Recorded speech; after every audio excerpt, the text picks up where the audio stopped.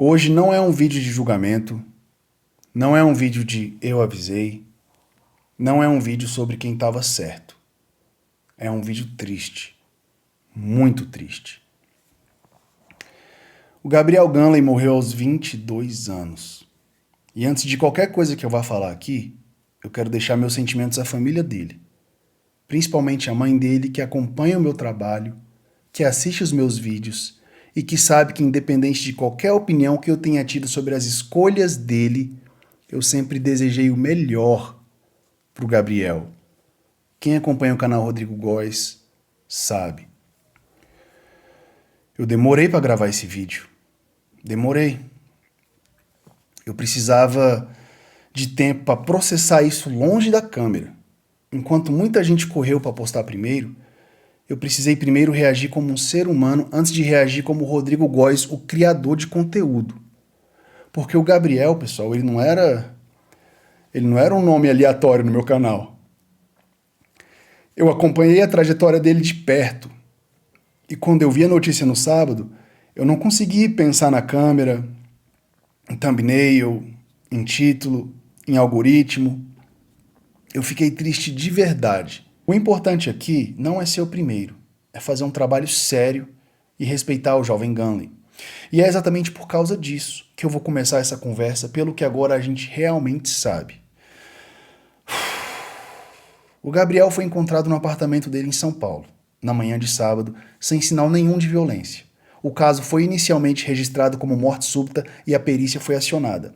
Nas primeiras horas, teve muita especulação de bastidor. Minha DM estava pipocando, as pessoas me ligando sem parar. Na hora, eu não consegui lidar com nada disso, mas tudo apontava para um quadro de hipoglicemia associado ao uso de insulina no esporte. Para quem não sabe, insulina é muito utilizada no fisiculturismo. Eu não vejo benefício nenhum, o risco não compensa, mas isso fica para outro vídeo. Muita gente cravou essa narrativa. Eu não cravei. E eu vou explicar o porquê. Hoje é segunda-feira, dia 25 de maio, são 15 horas e 12 minutos. E o atestado de óbito foi divulgado. A causa oficial da morte do Gabriel não foi hipoglicemia, foi cardiomiopatia hipertrófica, que é uma condição cardíaca em que o músculo do coração fica anormalmente espesso, ele fica diferente. É uma das principais causas de morte súbita em atletas jovens no mundo inteiro. Aquele caso clássico do jogador de futebol que cai morto no campo, do maratonista que cai na linha de chegada. E aqui eu preciso falar uma coisa muito séria para vocês, porque é exatamente o tipo de simplificação que eu não vou deixar passar. Tá difícil, galera, perdão, velho. A cardiomiopatia hipertrófica, ela tem um componente genético? Tem sim. Tem gente que nasce com essa predisposição e nunca descobre, mas isso não isenta os anabolizantes. Pelo contrário, o estilo de vida high level fitness, né, de quem usa hormônios de forma pesada, fisiculturistas, protocolos hormonais pesados, desidratação severa para subir no palco, estresse cardíaco brutal, anos de sobrecarga no coração, é exatamente o tipo de combinação que detona um coração que já tem essa vulnerabilidade silenciosa. Então, se o coração já tem essa predisposição, os anabolizantes amplificam o problema. O Gabriel pode ter nascido com uma fragilidade que ele nem sabia que tinha. E o esporte que ele amava pode ter acelerado o que aconteceu sábado. A gente nunca vai saber com 100% de certeza quanto cada coisa contribuiu, mas a gente sabe cientificamente que essa combinação é extremamente perigosa. E aqui eu preciso falar de uma coisa que eu defendo no canal desde o meu primeiro vídeo. Eu sou contra o uso de hormônios em atletas jovens. E quando eu falo jovem, eu falo de quem tem menos de 25 anos. Por que 25 anos, Rodrigo? Porque é a idade em que o cérebro termina de se formar. Não é um número que eu inventei, é a ciência básica de desenvolvimento neurológico. Eu sempre friso isso aqui no meu canal. Além disso, você ainda está em construção. O sistema endócrino está em construção. O sistema cardiovascular está se adaptando. E você toma decisão de longo prazo com uma cabeça que ainda não terminou de amadurecer. O Gabriel tinha 22 anos. E eu sempre falei aqui e vou repetir mais uma vez: nunca, em hipótese nenhuma, fazer protocolo hormonal sem acompanhamento médico. E eu quero que você preste atenção nessa parte, porque eu vejo gente confundindo isso o tempo todo.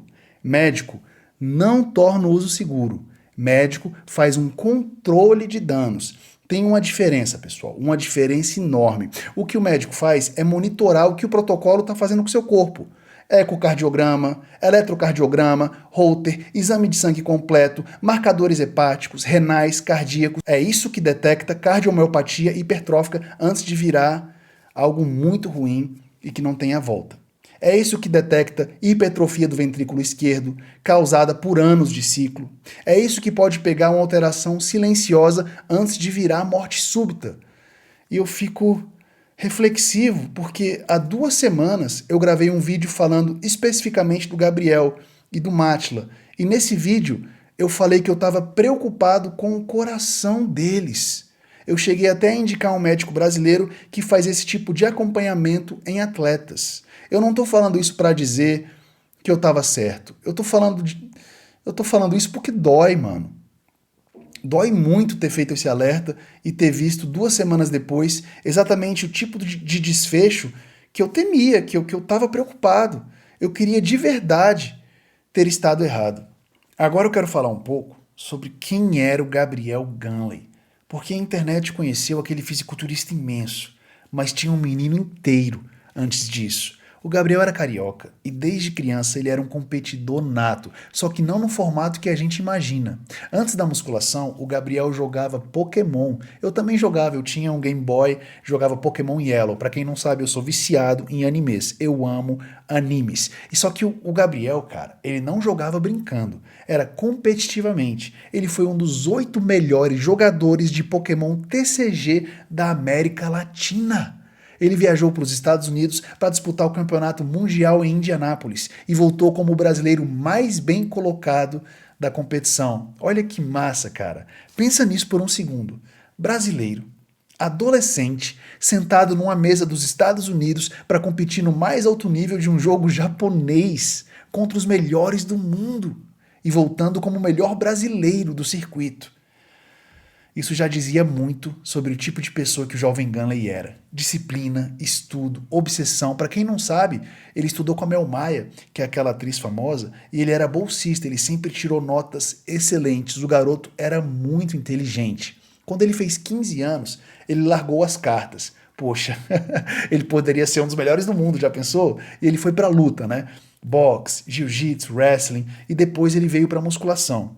E tem um detalhe nessa fase que eu acho que ninguém tá falando, mas é importante. A mãe dele limitava o treino a 3 vezes por semana na adolescência.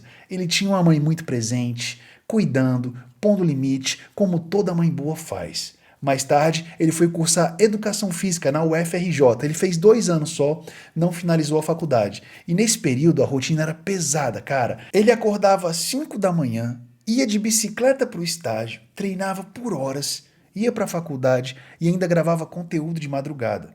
Ele defendia o fisiculturismo natural, o drug free, do mesmo jeito que eu defendo. Ele competiu uma vez no fisiculturismo e competiu de forma natural. Em 2023, jovem Ganley se mudou para São Paulo e no ano passado ele decidiu mudar de caminho. Ele anunciou para os seguidores que tinha começado a usar as substâncias, né? Começado a usar o suco. Tem um react completo aqui no canal, obviamente, eu o aconselhei muito. Ele passou a falar abertamente sobre essa jornada nas redes sociais. Eu fiz vários vídeos do Ganley naquela época, não para humilhar, não para cancelar, para alertar, porque o Gabriel era muito novo, ele era talentoso, tinham milhões de pessoas acompanhando ele. E tinha uma plateia inteira de adolescentes olhando aquilo e pensando, se ele está fazendo, eu também posso. E protocolo de fisiculturismo de alto nível não é coisa para adolescente copiar de vídeo curto na internet. E eu aqui quero dizer uma coisa rápida, porque eu acho importante deixar isso registrado. Quando eu comecei meu trabalho aqui no YouTube, muita gente mesmo me atacou. Falaram que eu era sensacionalista, que eu queria hype, que eu queria views. Tentaram me cancelar de todas as formas. E nas últimas 48 horas eu vi muita gente correndo para cravar a narrativa que ainda nem tinha laudo. Vi vídeo afirmando categoricamente que tinha sido insulina antes de qualquer documento oficial. Vi conteúdo de conscientização sendo postado em ritmo de algoritmo, não em ritmo de luto. Eu não vou citar nomes, eu não vou transformar isso em uma briga, mas eu vou deixar uma frase. Conscientização não é aparecer depois da tragédia para surfar a primeira narrativa que aparece. É tentar evitar que a tragédia aconteça. E é ter paciência para esperar a verdade quando ela chega. Pronto. Era isso que eu precisava dizer. Agora vamos voltar para o que realmente importa aqui. O problema do fisiculturismo moderno não é simplesmente o uso do suco. É muito mais profundo que isso. O problema é a banalização. É adolescente chegando na academia querendo saber qual protocolo fazer antes mesmo de aprender a comer direito. É protocolo de atleta profissional sendo copiado por pessoas sem acompanhamento médico, sem exame em dia, sem cardiologista, sem preparo nenhum. É a cultura do choque, do tem que ser monstruoso, do tem que impressionar, do tem que viralizar.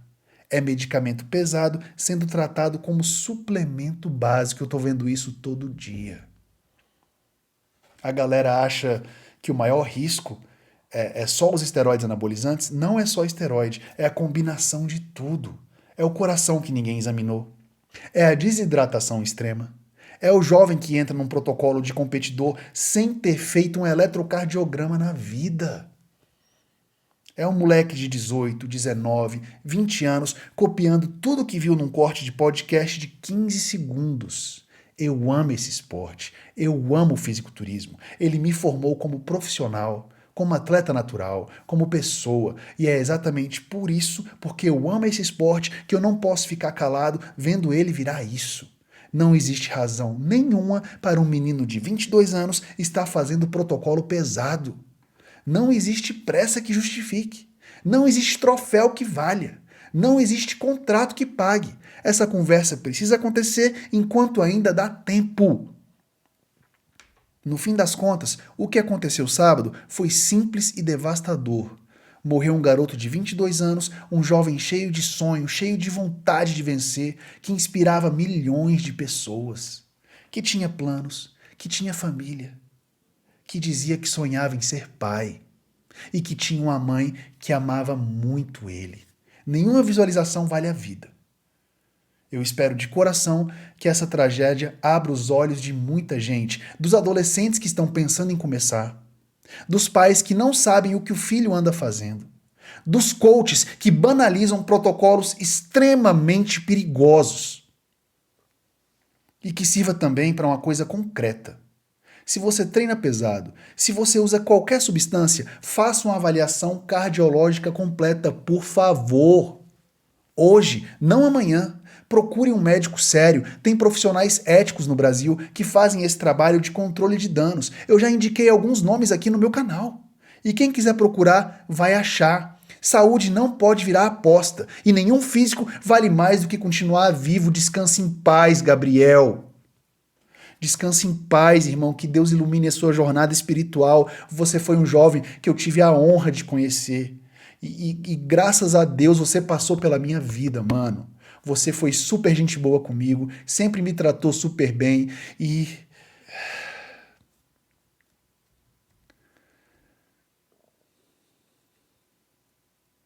Deus te abençoe, irmão.